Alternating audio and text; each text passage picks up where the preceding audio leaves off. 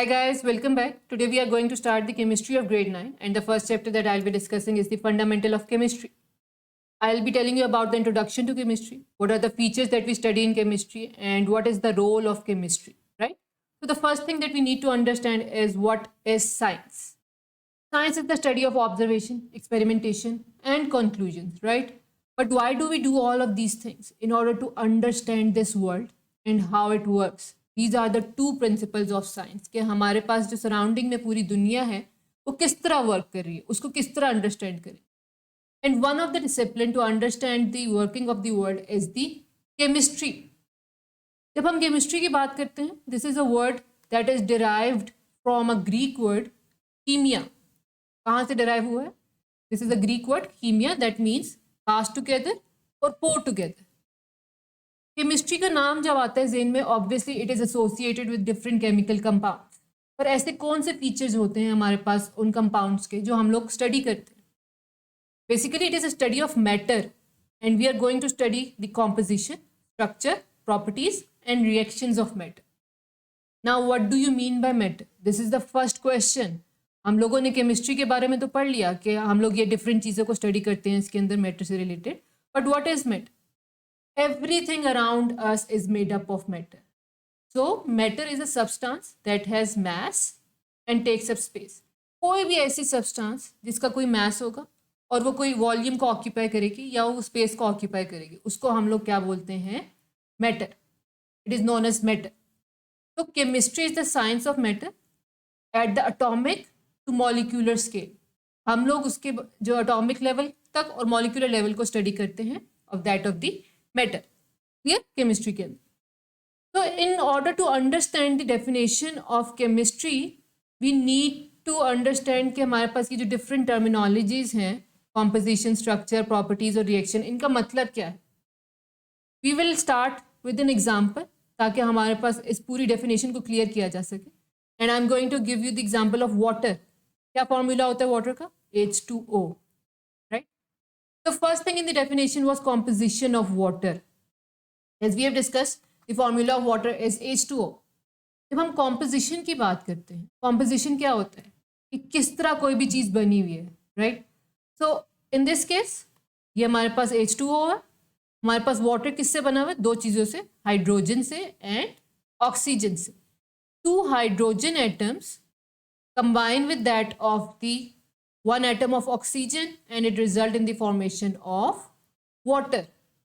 So this is the basic composition of water. किस तरह बन रही है? दो हाइड्रोजन एटम कंबाइन करेंगे एक ऑक्सीजन एटम से और वो हमारे पास क्या बना देंगे? वाटर बना देंगे. This is the composition. This is the first thing that we study in the chemistry. The second thing, structure of water. ये हमारे पास वाटर के मॉलिक्यूल्स तो प्रेजेंट हैं बट वो अरेंज कैसे हुए हैं, वो एक दूसरे के साथ बाइंड किस तरह किए हुए हैं और वो स्टेबल कैसे हैं. These are all the things that are studied under the structure. उसका स्ट्रक्चर क्या है? This is a water molecule, right? This is another water molecule.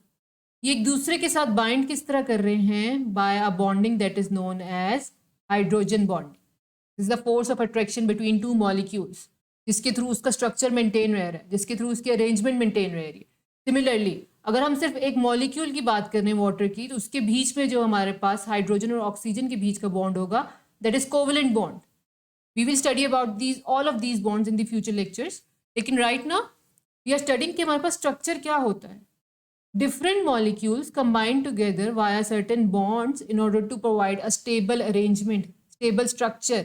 और इन दिस केस हम वाटर की बात कर रहे हैं तो covalent bonding is present between the atoms of the water molecule.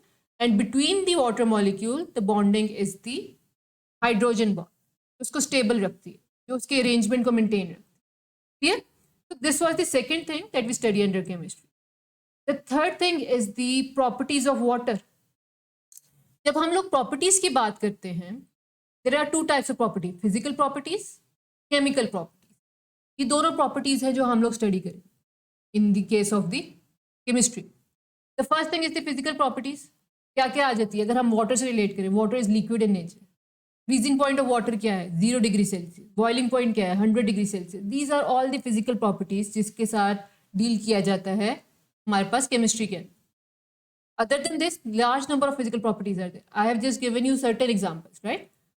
Similarly, chemical properties की जब हम बात करते हैं, it is associated with the composition, कि हमारे पास उसके अंदर क्या composition है, किस चीज़ से वो बना हुआ है.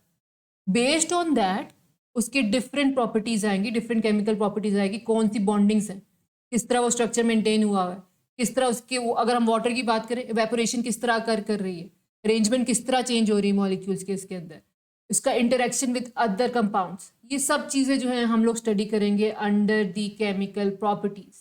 So this was the third feature of the definition of chemistry, that is the properties. And in case of water, chemical and physical properties हम लोगों ने भी discuss की, right? The fourth thing is the reaction of the matter. हम लोग यहाँ बात किसकी कर रहे हैं? Water की बात कर रहे हैं. Water is a small part of the matter as well. मैंने क्या कहा था? कोई भी सब्सटेंस जिसके jet comprises of mass and occupies a space, उसको हम लोग मैटर कहते हैं, राइट? तो इन दिस केस हम लोग पानी की बात कर रहे हैं. अगर हम कोई रिएक्शन की बात करें, let's say the formation of water किस तरह कर हुए, two molecules of water, two molecules of hydrogen combines with that of the molecule of oxygen and results in the formation of two molecules of water. Clear?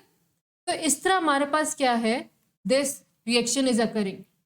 Hydrogen combine करती है with that of the oxygen और दो molecules बना देते हैं हमारे पास इसके अंदर वाटर के. सिमिलरली वाटर बाकी डिफरेंट कंपाउंड्स के साथ किस तरह रिएक्ट करेगा, उसके डिफरेंट रिएक्शंस किस तरह करेंगे. These are all the things that are studied under the field of chemistry. तो हम लोगों ने वो चार चीज़ें अब डिटेल में डिस्कस कर ली हैं with example. I hope it will be understood के composition, structure,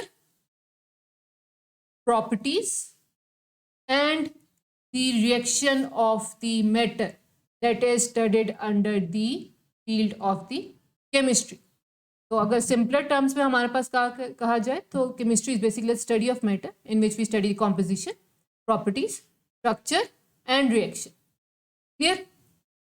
Now this was all about the chemistry, कि हमारे पास chemistry क्या है, उसको हम किस तरह डील करते हैं, कितने कौन से फीचर्स हैं. What is the role of chemistry?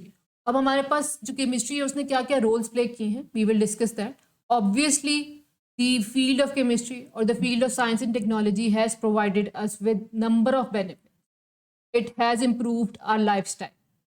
Different हमारे पास जो नेचुरल रिसोर्सेज हैं उनको कंजर्वेशन किस तरह करनी है या उनको एक्सप्लोर किस तरह करना है, उसमें हमारे पास केमिस्ट्री ने हेल्प किया है. It has provided us different things like that of the medicines. Different products are available. Drugs हो गए, detergents हो गए, paper, plastics, large number of products are there that are given for us, that is helpful for the mankind, right? But साथ साथ it has also affected our environment in a bad way. Chemical industries जितनी भी हैं उनका जो pollutant होता है, उनका जो toxic material है, that is being emptied into the environment. River and water bodies जितनी भी हैं हमारे पास वो pollute हो रही हैं. Air pollution is being increased because of these chemical industries.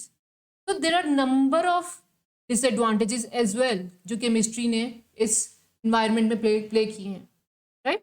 So the field of chemistry has given us different benefit as well as different disadvantages have also been given by this field. So this sums up our lesson. We have discussed the introduction to chemistry. उसके different हमारे पास हम लोगों के उसका meaning क्या होता है, what are the different features that are studied and what is the role of chemistry. I hope everything is clear. If you have got any question, let me know in the comment section. Do subscribe and share and follow me on Instagram. Till next time. Bye bye.